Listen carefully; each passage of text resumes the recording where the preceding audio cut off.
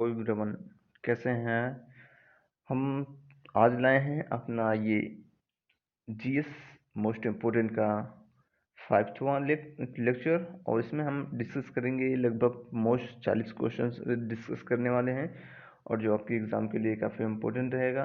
इसके अलावा ये भी जितने भी क्वेश्चन लिए गए हैं ये सब आर ओ के पेपर से लिए गए हैं। सारे प्रीवियस ईयर क्वेश्चंस हैं, ये आपके एग्ज़ाम में आए हुए हैं। और आर ओ के अलावा ये भी अन्य एग्ज़ाम में भी ये रिपीटेड क्वेश्चन हैं जो आपके लिए काफ़ी इम्पोर्टेंट रहेंगे। और आप इस वीडियो को पूरा देखिए। अगर आपको ये वीडियो अच्छा लगे तो इसे लाइक, शेयर और सब्सक्राइब करना ना भूलें। तो चलिए शुरू करते हैं दोस्तों अपना ये वीडियो।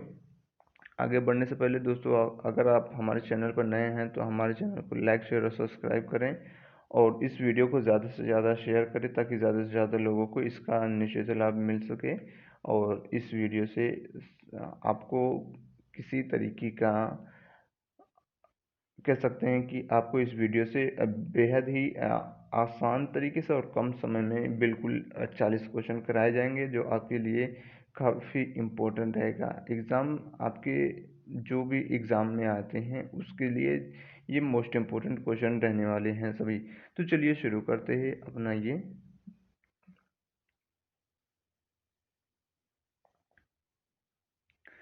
सब फर्स्ट क्वेश्चन है, निम्नलिखित में से कौन सी नदी भ्रंश घाटी से होकर प्रवाहित होती है। तो भ्रंश घाटी से होकर कौन नदी प्रवाहित होती है?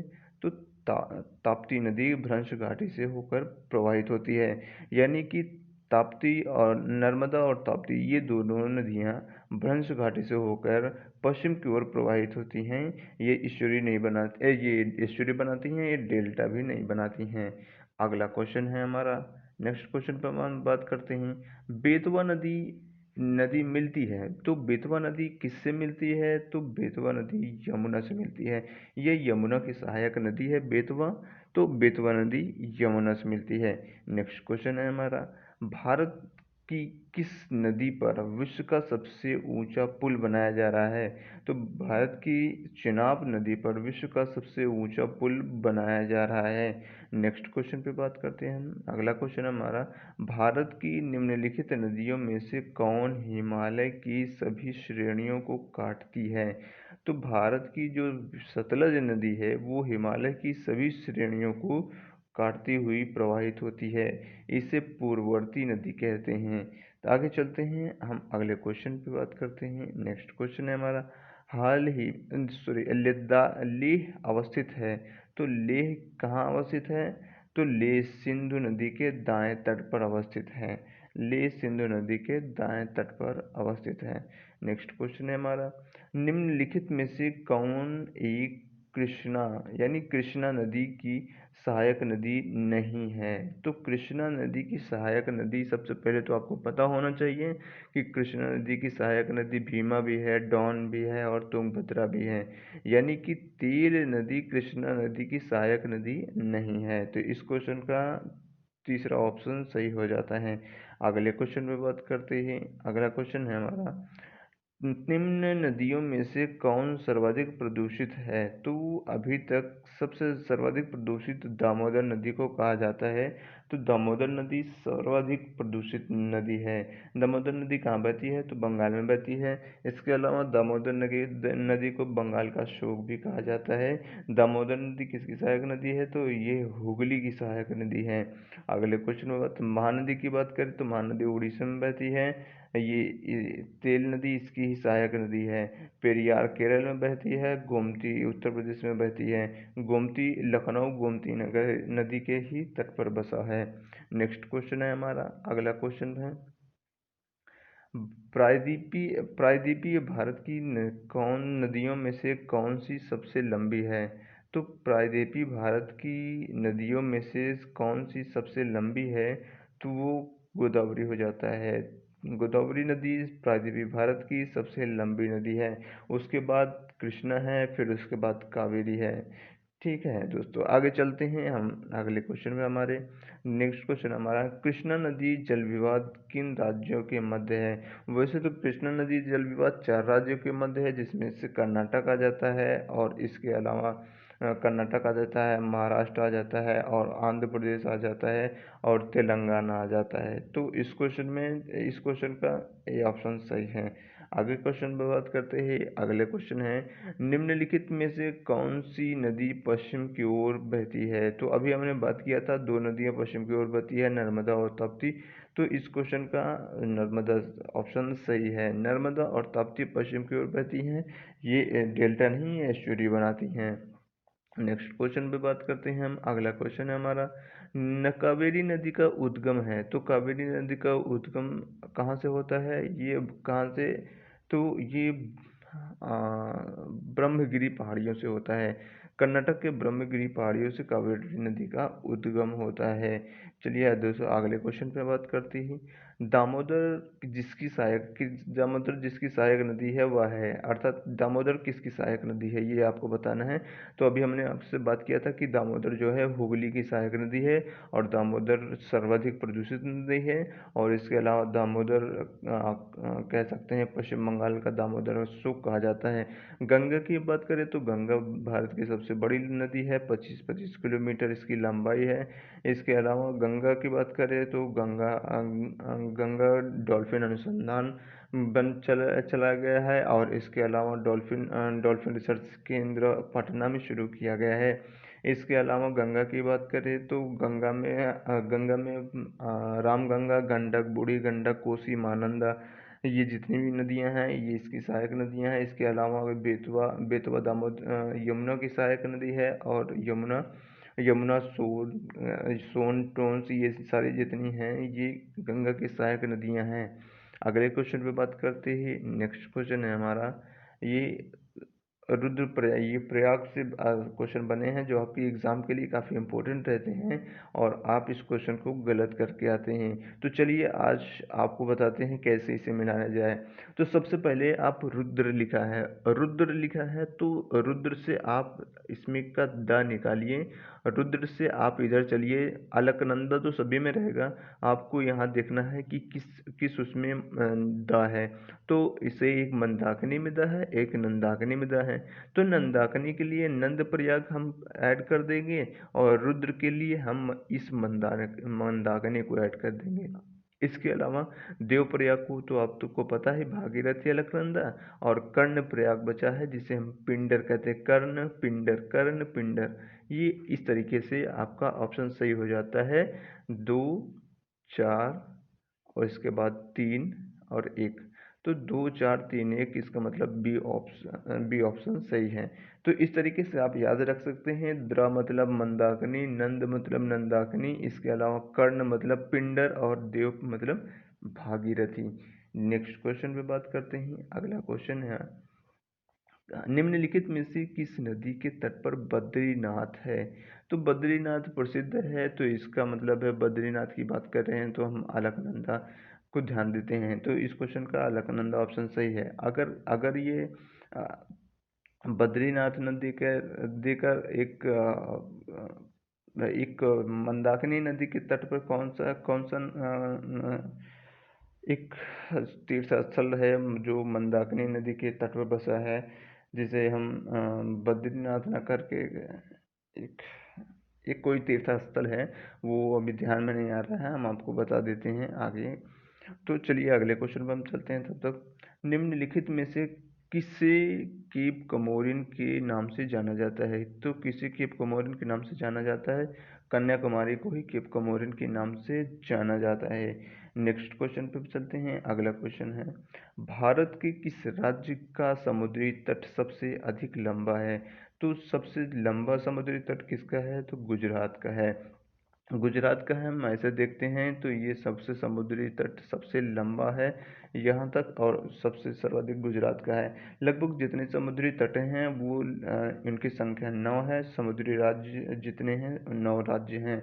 इसके अलावा आगे चलते हैं। निम्नलिखित में से किससे तट से निम्नलिखित किस तट से भारत का औसत समुद्र तल मापा जाता है? तो आप देखते हैं, कहीं भी देखते हैं, रेलवे स्टेशन पे आप देखते हैं तो लिखा रहता है कि समुद्र तल से इतनी ऊंचाई। तो आप जाने कि ये कहाँ से मापा जाता है? तो ये चेन्नई से मापा जाता है। तमिलनाडु के चेन्नई से यह मापा जाता है।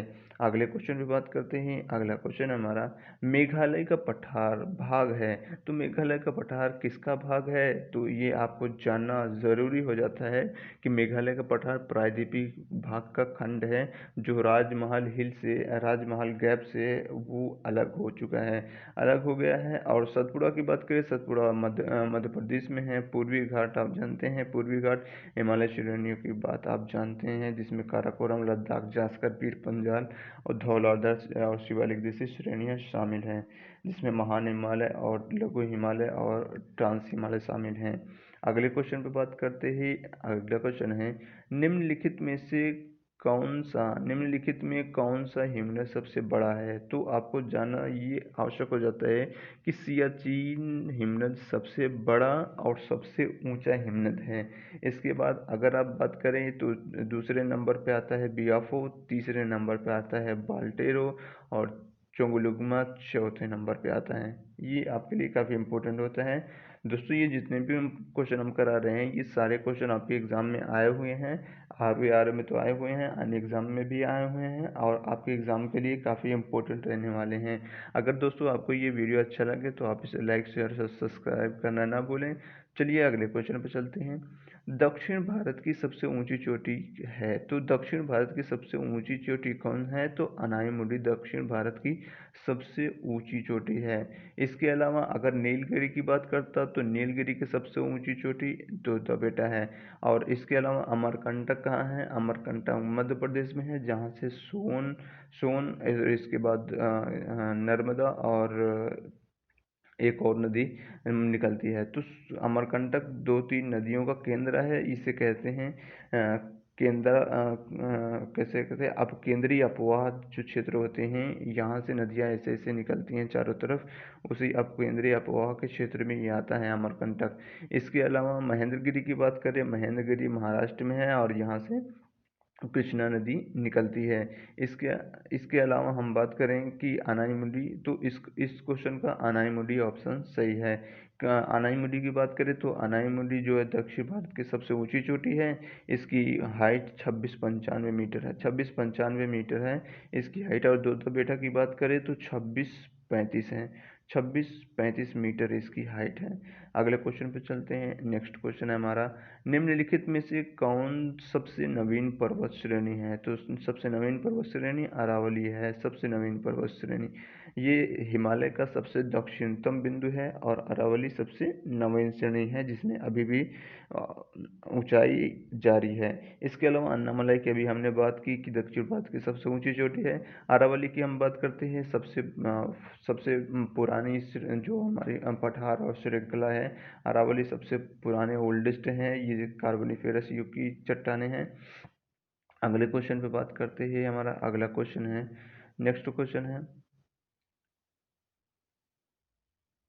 निम्नलिखित में से कौन एक सुमेलित नहीं है? तो सुमेलित नहीं है, ये आपको बहुत ध्यान से देखना है कि किस में पूछ रहा है। नहीं है, ये आपके लिए काफ़ी इंपॉर्टेंट रहता है। नहीं तो अन्यथा आप एक आंसर देखें और जो सुमेलित नहीं रहता है उसे ही करके चले, जो सुमेलित रहता है उसे ही करके आप चले जाते हैं और आपका क्वेश्चन गलत हो जाता है।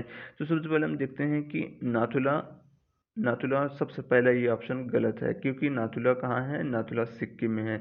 इसके अलावा मानानिति लिपुलेख उत्तराखंड में है, रोहतांग हिमाचल प्रदेश में है, पालघाट केरल में है और बालघाट ये कहाँ है? ये महाराष्ट्र में है।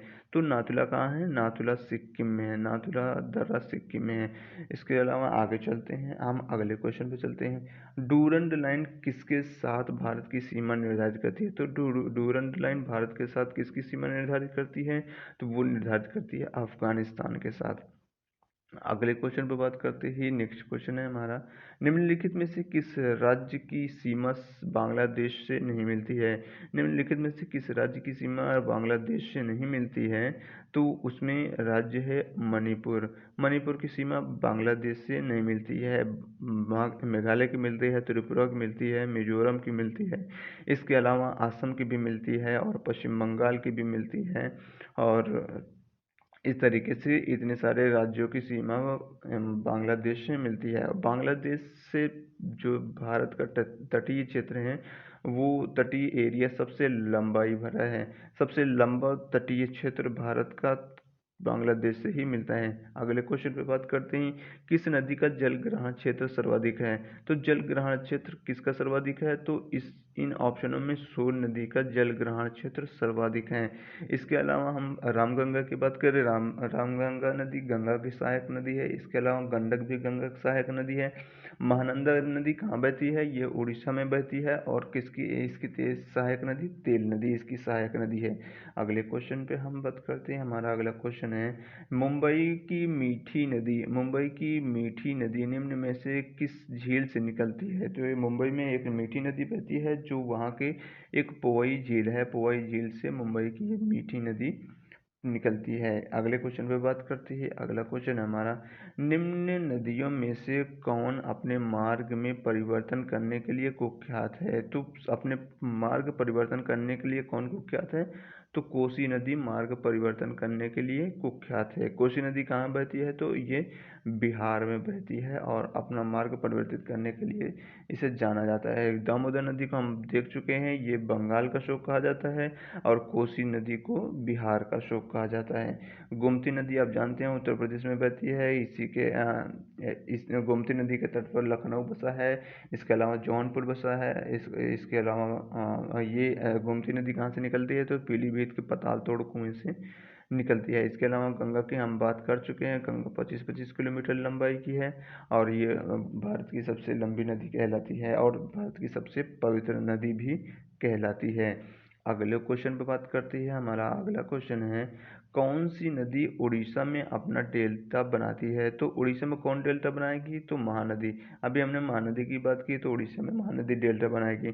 आंध्र प्रदेश में गोदावरी बनाती है, नर्मदा एस्चुरी बनाती है, ताप्ती भी एस्चुरी बनाती है। ये दोनों नदियाँ पश्चिम की ओर बहती हैं, पश्चिम में प्रवाहित होती हैं ये दोनों नदियाँ, और पश्चिमी वायु हैं ये डेल्टा न बनाकर ये एस्चुरी बनाती हैं, एस्चुरी बनाती हैं ये नदियाँ। अगले क्वेश्चन पे बात करते हैं हम। अगला क्वेश्चन है हमारा, गंगा नदी उद्गम है। तो गंगा नदी किसका उद्गम है? गंगा नदी किस तरह का उदाहरण है? तो गंगा नदी पूर्ववर्ती नदी का उदाहरण है। पूर्ववर्ती नदी से तात्पर्य अभी हमने बताया, जैसे सतलज नदी पूर्ववर्ती नदी है, यानी कि वो अपने मार्ग से अपरिवर्तित होकर किसी भी चट्टान को काटते हुए अपने ही मार्ग पर प्रवाहित होती रहती हैं। अगले क्वेश्चन पे बात करते हैं, निम्नलिखित में से किन राज्यों में थारू जनजाति निवास करती है? तो सबसे पहले आप जाने, थारू जनजाति सर्वाधिक उत्तर प्रदेश में पाई जाती है। और अगर उत्तर प्रदेश का अगर विभाजन हो गया तो उत्तराखंड और उत्तर प्रदेश में ये जनजातियां पाई जाती हैं। भील की बात करें तो मध्य प्रदेश में भील पाई जाती है और गद्दी की बात करें हिमाचल प्रदेश में गद्दी पाई जाती है।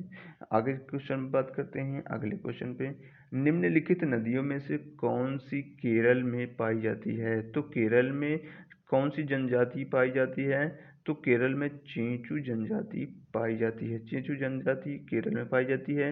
लेप्चा कहाँ पाई जाती है? तो लेप्चा सिक्किम में पाई जाती है। डाफला की बात करें तो डाफला, मिरी, अबोर, मिश्मी जितनी भी पर्वत श्रृंखलाएं हैं ये अरुणाचल प्रदेश और असम में पाई जाती हैं। तो जाहिर सी बात है ये पूर्वी भारत में ये जनजातियां पाई जाती हैं। डाफर की बात करें तो डफर आई थिंक गुजरात में पाई जाती है।